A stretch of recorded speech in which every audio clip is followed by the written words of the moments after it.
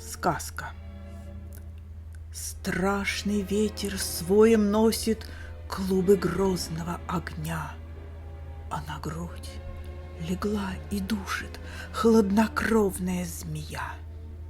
Все взбесилось, все смешалось в вихре бури роковой, все заныло, все измялось на душе моей больной. Что же вдруг случилось? Что смутило мой покой? И отравою разлилась, и ползет ко мне змеей? Нет ответа.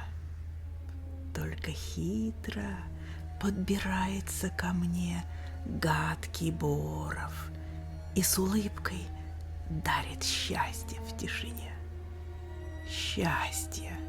О, как это нужно среди бури и огня, и тогда в свой угол чуждый уползет моя змея.